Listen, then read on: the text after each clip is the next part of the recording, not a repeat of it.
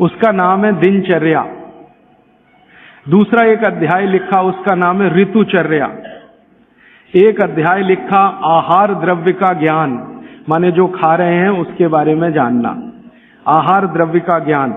फिर ऐसे करते करते उन्होंने 40 से ज्यादा अध्याय लिख डाले। कुल अध्याय में 7000 सूत्र में बार बार रिपीट कर रहा हूं ताकि याद हो जाए आप। दिनचर्या के बारे में भागवत जी कहते हैं कि सामान्य रूप से हमारे शरीर की अवस्था के हिसाब से हमें दिनचर्या तय करनी है, शरीर के हिसाब से। सबके लिए ये जर्नल नहीं है, ये ध्यान रखना। हर व्यक्ति के शरीर के हिसाब से ये बदलती है। जैसे मेरे बगल में बाबूजी बैठे हैं तो इनकी दिनचर्या मुझसे अलग होगी, और मुझसे छोटा कोई लड़का या लड़की है, भाई या बहन है, उसकी दिनचर्या मुझसे अलग होगी। तो आपकी सुविधा के अनुसार मैं 3 हिस्से करता हूं। मैंने पहले भी वो 3 हिस्से किए हैं। जवानी शुरू होती है 18-19 वर्ष में, इस देश में ऐसा माना जाता है। भागवत जी के हिसाब से ये बराबर नहीं है, आज माना जाता है। हमारे यहाँ 18 साल पर वोट देने का अधिकार आपको मिलता है, ऐसा माना जाता है कि आप में परिपक्वता है।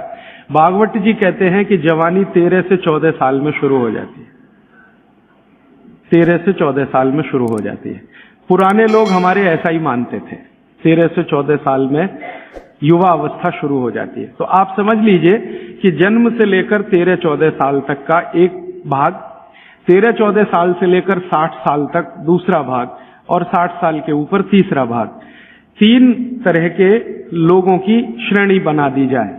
अब इसमें दिनचर्या का ध्यान दिया जाए तो सबसे पहली बात जो आप सबको याद रखनी चाहिए हमेशा, कि जो 0 वर्ष से लेकर, माने पहला दिन का कोई बच्चा है, वहां से शुरू करके 13-14 साल, ये बच्चा जो है कफ के प्रभाव में रहता है। ऐसा कहें, बचपन में कफ बहुत होता है शरीर को, सारा शरीर कफ के असर में ही रहता है। उस समय वात और पित्त दोनों कम होते हैं। पित्त तो थोड़ा रहता है, वात तो बिल्कुल ना के बराबर होता है बचपन में। इसलिए बचपन में 13-14 साल की उम्र तक के किसी भी बच्चे को या भाई बहन को मैं देखता हूं और वो मुझे कहता है कि मेरे घुटनों में दर्द है, तो मुझे बहुत हैरानी होती है कि ये कैसे आया। आना ही नहीं चाहिए। भागवत जी कहते हैं कि प्रकृति ने एक व्यवस्था बनाई हुई है। वो व्यवस्था ये है कि बचपन जो आपका गुजरेगा वो कफ के असर में होगा, कफ ज्यादा होगा। जिनको कफ ज्यादा होगा उनको घुटनों का दर्द होना ही नहीं चाहिए, कमर का दर्द होना ही नहीं चाहिए, हड्डियों में दर्द होना ही नहीं चाहिए, उनके बाल गिरने ही नहीं चाहिए, बाल बढ़ने ही चाहिए, उनके शरीर में कभी भी थकान होनी ही नहीं चाहिए। शरीर सोने के लिए ज्यादा प्रवृत्त होना ही चाहिए, क्योंकि कफ के असर में नींद बहुत आती है। तो 14 वर्ष की उम्र तक अगर कोई भी भाई या बहन, बेटा या बेटी 8 घंटे से 10 घंटे भी सो रहा है तो भी उसके लिए अनुकूल ही माना जाता है। तो कफ के असर में नींद बहुत आती है, वात के असर में नींद बिल्कुल कम हो जाती है। तो कफ के असर में अगर वो बच्चा है तो उसके शरीर की एक तरह की दिनचर्या ऋतुचर्या है। फिर क्या होता है कि 14 साल से ऊपर लेके 60 साल तक जवानी मान लीजिए, तो इसमें पूरा शरीर पित्त के असर में रहता है। 14 साल से लेकर 60 साल तक पित्त का असर होगा, तो शरीर को पित्त का असर होगा ही ये इतने दिनों में। तो इनके लिए एक तरह की ऋतुचर्या, दिनचर्या। और तीसरा है 60 के ऊपर की जब उम्र हो जाती है तो वात के प्रभाव में आ जाता है पूरा शरीर। तो 60 के ऊपर उम्र जिनकी हो गई, अब वो मुझे ये कहें कि राजीव भाई घुटने दुख रहे हैं, तो समझ में आता, ठीक है भाई, स्वाभाविक है आपके लिए, हड्डियां कमजोर हो रही हैं, बिल्कुल स्वाभाविक है। ये उतना ही स्वाभाविक है जैसे आपके जीवन में बहुत सारी दूसरी चीजें स्वाभाविक होती है। तो 60 के बाद जब तक आप जीवित हैं वात के प्रभाव में है, 60 से पहले 14 वर्ष तक जब तक आपकी उम्र है आप पित्त के प्रभाव में हैं, और 14 वर्ष से कम आपकी उम्र है तो आप कफ के प्रभाव में हैं। तो मैं कफ से शुरू करता हूं। कफ से शुरू करें कि कफ प्रधान जो बच्चे हैं 14 साल तक, उनकी दिनचर्या कैसी होनी चाहिए। उनके लिए भागवत जी कहते हैं कि ये जो कफ के प्रभाव में बच्चे हैं, ये आज से मैं आपसे माफी मांगते हुए कह रहा हूं, कफ के प्रभाव के बच्चों को जितनी चाहे उतनी नींद लेने दीजिए। आप उनको टोका टाकी मत करिए। अक्सर मैंने देखा है माँ बाप की जो टोका टाकी बच्चों के लिए, अरे इतनी देर सोता है, वो सोएगा ही क्योंकि कफ के असर में है। तो आप जबरदस्ती उसको मार के पीट के उठाएंगे, चल पढ़ने को बैठ, होमवर्क कर, टीचर ने इतना दे दिया। अरे वो होमवर्क करके करेगा क्या? अगर वो अपने कफ के असर में है, वैसी उसकी दिनचर्या रखिए। तो भागवती जी कहते हैं कि जो कफ के असर में है उसको 10 घंटे तक की नींद स्वीकृत है, माने 10 घंटे तक वो 24 घंटे में सो सकता है। अब ये नींद वो 2 हिस्से में लेता है तो बहुत अच्छा, एक ही हिस्से में ले तो भी चलेगा, लेकिन ज्यादा बेहतर है कि 2 हिस्से में ले। माने रात को 8 घंटे तक सो जाए, 9 घंटे तक सो जाए, दोपहर को 1 घंटे जरूर सो जाए। लेकिन आप अगर कहेंगे कि कफ के असर में जो बच्चे हैं उनमें भी 3 कैटेगरी बनती है, 14 से 8 एक कैटेगरी, 14 साल से 8 साल, 8 साल से 4 साल एक कैटेगरी, और फिर 4 से 1 साल की कैटेगरी। तो 1 से 4 साल वाली कैटेगरी में भागवत जी कहते हैं कम से कम 16 घंटे की नींद, और 4 से 8 साल की कैटेगरी में वो कहते हैं कि कम से कम 12 से 14 घंटे की नींद, और बाद में वो कहते हैं जो 14 साल 8 से 14 तो वो कहते हैं कम से कम 8 से 9 घंटे की नींद। तो छोटे बच्चे अगर आपके घर में हैं जिनकी उम्र 14 साल से कम है, आप उनको सोने से मत रोकिए, क्योंकि कफ का असर है, और कफ का प्रभाव जब ज्यादा होता है ना तो होता क्या है वो समझ लीजिए। कफ आप जानते हैं चिकना पदार्थ है, स्निग्ध पदार्थ है। कफ का मतलब है आपको खांसी आए और जो बलगम निकल जाए, जो बलगम है ना वो ही कफ है, ऐसा समझ ले। वो स्निग्ध है, चिकना है और बहुत भारी है। ये गुरु है, गुरु माने भारी, हैवी है, बहुत हैवी है, इससे ज्यादा हैवी कोई चीज नहीं। शरीर सो जाना। अब ये तब संभव है जब आप ये ध्यान रखिए कि 8 से 10 घंटे सोना कंपलसरी, एक बात। दूसरा, बच्चे कफ के प्रभाव में हैं, ये मैं बार बार कहूंगा आपसे ताकि याद रहे। बच्चे कफ के प्रभाव में हैं, और कफ का प्रभाव क्षेत्र जो है ना वो जान लीजिए, हृदय से ऊपर और मस्तिष्क का अंतिम बिंदु, ये कफ का क्षेत्र है। हृदय से ऊपर, यहां से ऊपर पूरा ये कफ का क्षेत्र है। हृदय से नीचे नाभि तक ये पित्त का क्षेत्र है, और नाभि से नीचे पूरा ये वात का क्षेत्र है। तो बच्चे कफ के असर में हैं, तो ध्यान रखिए कि उनको जितने रोग होंगे वो यहां से ऊपर वाले ही होंगे। बचपन के नाक बहेगी, सर्दी होगी, जुकाम होगा, खांसी आएगी, ये सब इसी एरिया के रोग हैं। तो भागवत जी कहते हैं कि बच्चों को कफ के असर से बाहर लाते रहें, बिगड़े नहीं उनका कफ। तो इसके लिए बच्चों की मालिश, उन्होंने एक शब्द, बहुत सुंदर शब्द दिया, अभ्यंग मालिश। मालिश बहुत जरूरी है, बच्चों की मालिश बहुत ही जरूरी है। तेल मालिश, बच्चों की तेल मालिश बहुत जरूरी है। वैसे तो सब माताएं करती ही हैं, अनजाने में वो एक बड़ा काम कर रही। कफ को पित्त में, पित्त के प्रकृति के लोगों की दिनचर्या क्या? पित्त प्रकृति माने 14 साल से ऊपर और 60 साल के नीचे, इनकी दिनचर्या क्या? पित्त प्रकृति के लोगों को कफ का असर कम हो जाता है, पित्त थोड़ा बढ़ता है, वात उनके पास कम ही रहता है या बिल्कुल नहीं रहता।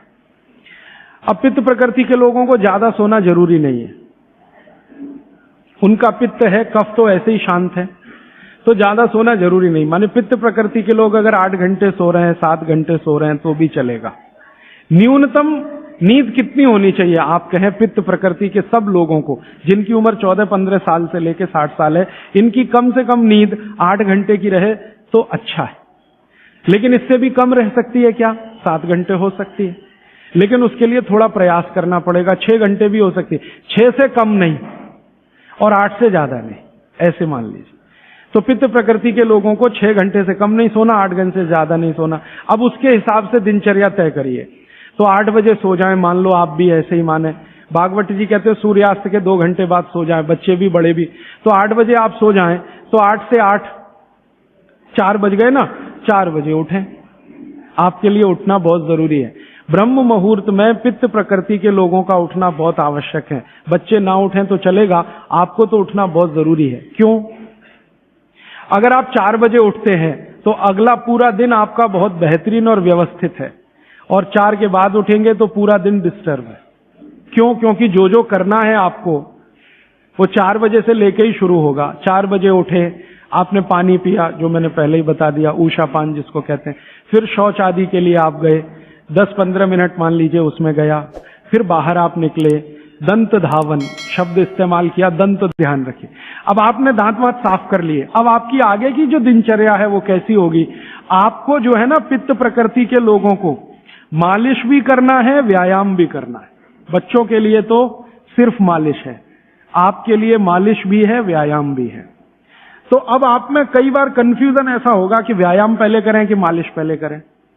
तो भागवत जी ने क्लियर कहा है कि वात के जो रोगी हैं उनको मालिश पहले, व्यायाम बाद में।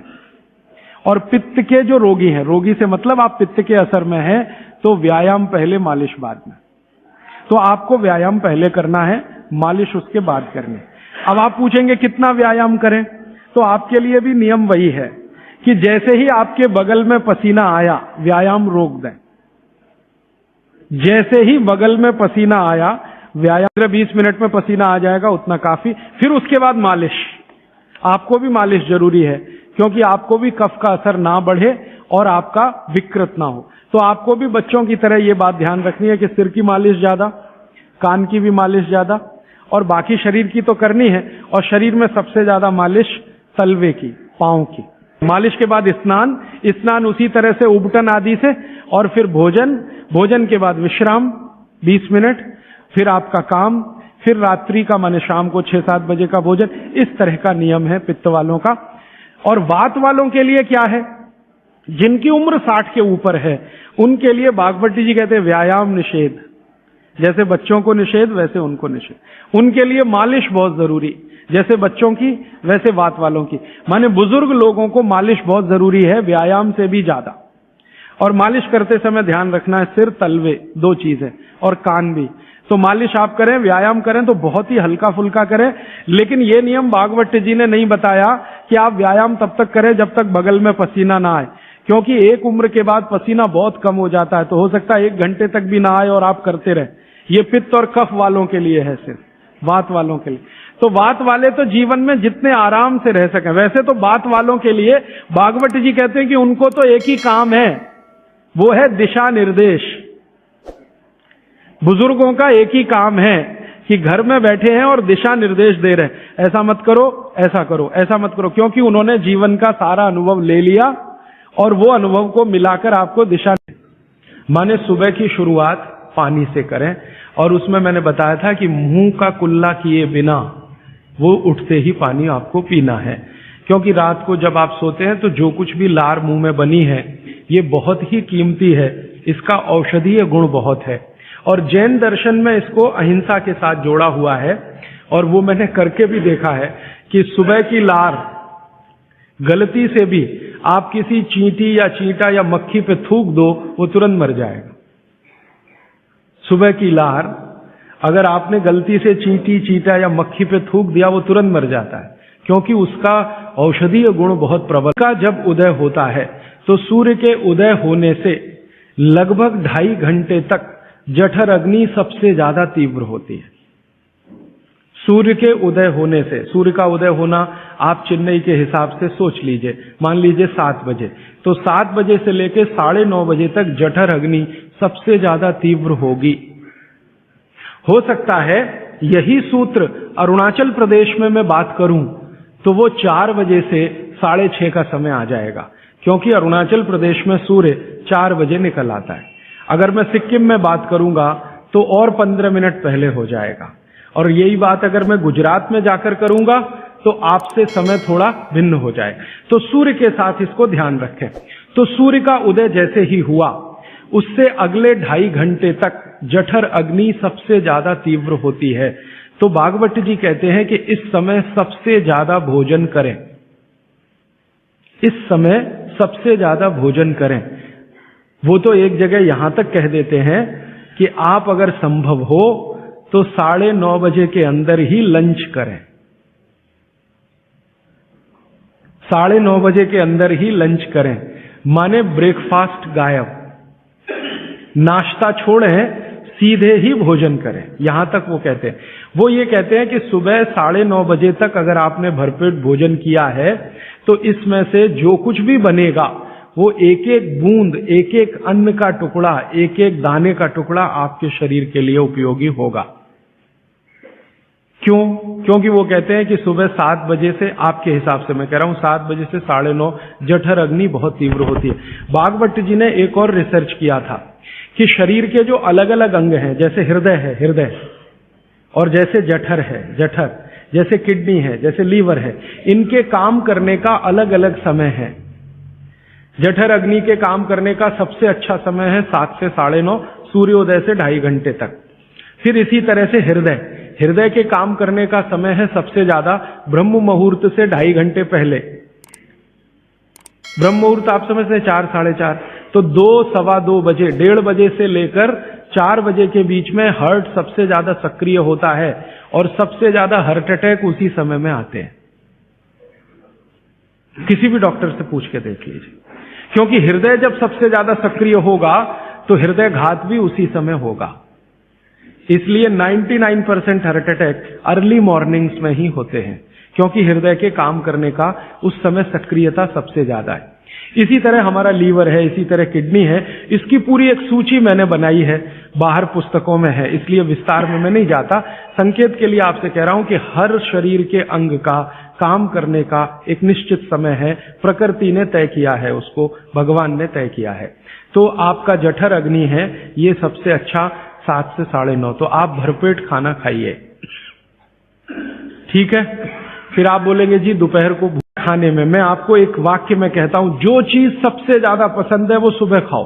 रसगुल्ला पसंद है तो सुबह खाओ, रबड़ी खानी है तो पसंद है तो सुबह खाओ, जलेबी खानी है तो सुबह खाओ, इमरती खानी है तो सुबह। माने आप बाहर निकलें घर के तो छक्कर खाना खा के निकलिए, भोजन करके ही निकलिए। दोपहर को 12 बजे से 1 बजे के बीच में जठर अग्नि की तीव्रता कम होना शुरू होती है, तो उस समय थोड़ा कुछ हल्का खाएं, माने जितना सुबह खाया उससे कुछ कम खाएं तो अच्छा है, ना खाएं तो और भी अच्छा है। खाली फल खा लें, जूस पी लें, दही पी लें, मट्ठा पी लें, आदि आदि। शाम को फिर खाएं। अब शाम का भागवत जी कहते हैं कि आपने एक चीज देखी है ना, वो बहुत प्रकृति से सीखने की जरूरत है। दीपक, भरा तेल का दीपक आप जलाना शुरू करिए तो पहली लौ खूब तेजी से जलेगी, ठीक है, और अंतिम लौ भी तेजी से जलेगी। माने दीपक जब बुझने वाला होगा तो बुझने से पहले वो बहुत तेज जलेगा। यही पेट का भी नियम है। जठर अग्नि सुबह सुबह बहुत तीव्र होगी, और शाम को जब सूर्यास्त होने जा रहा है तब भी तीव्र होगी, बहुत तीव्र होगी। तो कहते हैं शाम का खाना सूरज के रहते रहते खा लो। सूरज डूबा तो अग्नि भी डूबी। तो वैसे तो जैन दर्शन में कहा है रात्रि भोजन निषेध है, भागवत जी भी यही कहते हैं, तरीका अलग है बस। आप अहिंसा के लिए कहते हैं, वो स्वास्थ्य के लिए कहते हैं।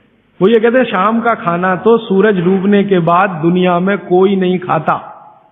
गाय को खिला के देख लो, नहीं खाएगी। भैंस भी नहीं खाती, खिला के देख लो। बकरी भी नहीं खाएगी, बकरा गधे को खिला के देख लो, खाता नहीं। हाँ, बिल्कुल नहीं खाता।